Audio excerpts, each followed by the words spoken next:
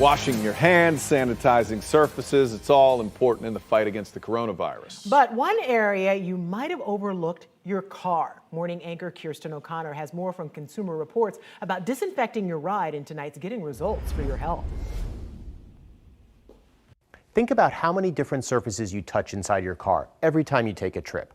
Door handles inside and out, control knobs and switches, even the windshield wiper and directional stalks get touched every time you drive your car.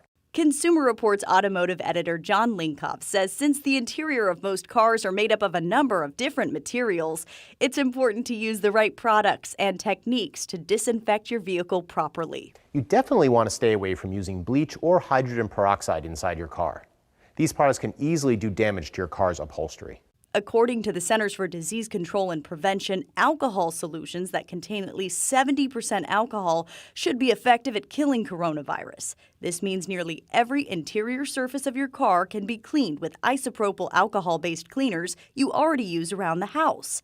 Consumer Reports recommends focusing on disinfecting these vehicle hotspots: your steering wheel, door handles inside and out, your car's shifter, all window and control buttons, wiper and turn signal stalks, door armrests, any grab handles, and seat adjusters.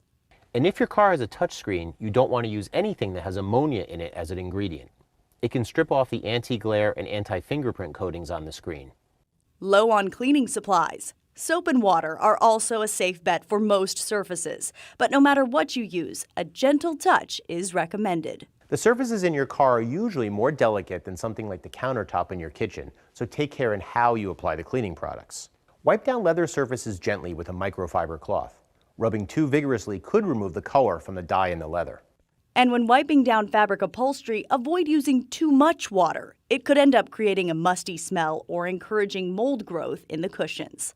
Kirsten O'Connor, News 6.